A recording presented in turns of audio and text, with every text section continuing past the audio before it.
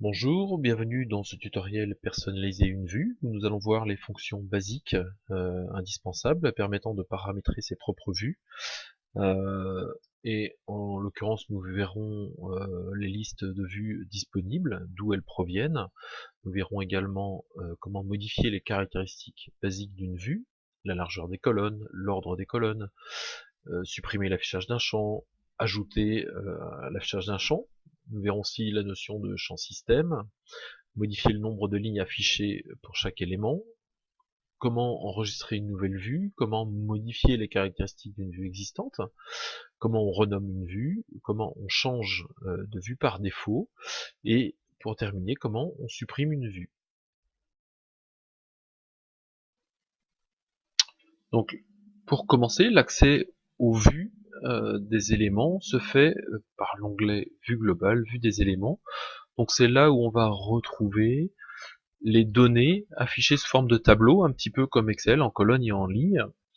Et donc la première chose que l'on peut voir dans cet onglet Vue des éléments, c'est la liste des vues disponibles, dans laquelle je vais retrouver à la fois les vues qui ont été définies par l'administrateur ou le concepteur de l'application et rendues publiques, donc diffusées aux utilisateurs, soit mes propres vues, donc les vues que je me suis créées avec les paramètres que je souhaitais et que je me suis enregistré, que je vais retrouver dans cette liste. Cette liste comporte systématiquement une vue par défaut. Et la vue par défaut, en fait, c'est la liste c'est la vue, pardon, de l'ensemble des champs qui ont été définis dans l'application, dans l'ordre où ils ont été définis, à partir du moment où j'ai à minima un accès en lecture à ces champs. Donc c'est souvent cette vue par défaut qui va me servir de base à la construction, à la personnalisation de ma propre vue.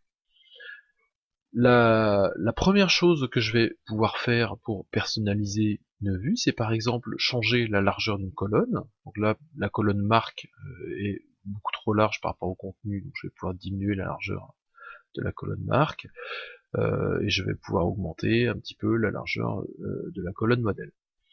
Donc voilà, très très simple, comme dans Excel. Je vais pouvoir également changer l'ordre des colonnes.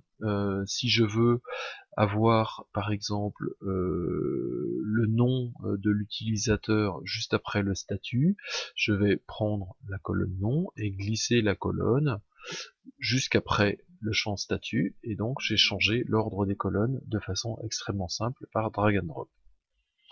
Pour supprimer l'affichage d'un champ, très simple également, je vais utiliser donc dans les petits pictogrammes présents sous les noms des champs le pictogramme corbeille. Donc quand je le survole, ça m'indique supprimer l'affichage de la colonne. Donc si je veux supprimer l'affichage de la colonne modèle, je clique sur ce pictogramme et je n'ai plus ce champ d'affiché. Si je veux ajouter un champ, je vais par exemple à droite du champ statut, je vais utiliser ce petit pictogramme insérer une colonne à droite ou celui-là insérer une colonne à gauche. Donc pour insérer une colonne à droite de statut, je vais choisir dans les champs de mon application le champ que je veux insérer, et par exemple on va réinsérer le modèle qu'on vient de supprimer dans l'affichage. On a vu à l'instant, quand on a ajouté le champ modèle, qu'on pouvait aussi insérer des champs appelés des champs système. Donc ces champs système, ce sont quoi? Ben, ce sont des champs qui sont systématiquement disponibles pour toutes les applications, et qui sont donc l'auteur, la personne donc, qui a créé l'élément, la date de création, l'heure de création, le modificateur, la date et l'heure de modification. Donc je vais par exemple ajouter le champ auteur à ma vue, et donc le champ auteur se retrouve à cet endroit-là. Si je l'élargis un peu, voilà, je sais qui a créé l'ensemble de ces lignes, donc du matériel informatique en l'occurrence. Ce qu'on peut faire également, c'est qu'on peut modifier le nombre de lignes par matériel ou par élément. Donc là, je fais un affichage sur 2 lignes par matériel. Là, ça n'a pas beaucoup d'intérêt puisque tous les champs présents à l'écran étaient des champs monolignes. Donc ça n'a d'intérêt que si j'ai des champs texte multilignes ou des champs qui prennent plus de place. Donc on va revenir à une ligne par élément. Et donc quand la vue me plaît, je vais pouvoir l'enregistrer. Et donc, comme je ne peux pas enregistrer les modifications sur la vue par défaut, puisque la vue par défaut reste avec ses caractéristiques basiques propres, je vais enregistrer une nouvelle vue grâce au bouton enregistrer une nouvelle vue. Je vais lui donner un nom. Donc ma vue 1. Voilà. Et maintenant, cette vue va être disponible dans la liste des vues, et donc elle est différente de la vue par défaut par rapport aux caractéristiques que je lui ai attribuées.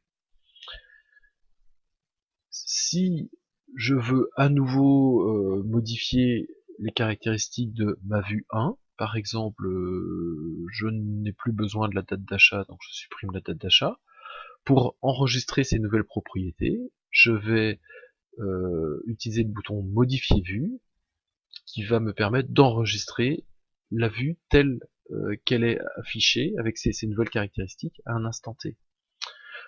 Ma vue 1, finalement, c'est pas un nom très joli, donc je vais pouvoir modifier son nom. Donc, à l'aide du bouton modifier nom de la vue, je vais pouvoir l'appeler ma vue par défaut. Pourquoi je l'appelle ma vue par défaut? C'est que j'aimerais bien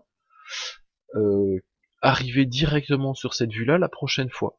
Et pour cela, je vais utiliser le bouton définir par défaut, où je vais dire que cette vue, ma vue par défaut, c'est la vue sur laquelle je veux arriver systématiquement quand j'arrive dans l'onglet vue des éléments sur cette application. Finalement, ma vue par défaut, elle me plaît pas tant que ça, j'en ai fait d'autres qui sont mieux, etc. Donc je vais supprimer cette vue grâce au bouton supprimer une vue. Voilà, on en a fini pour ces explications basiques de comment je me crée ma propre vue. Pour toutes les fonctions complémentaires de catégorisation, de tri, de filtre, de colorisation, je vous invite à vous référer au tutoriel suivant. Merci d'avoir suivi ce tutoriel.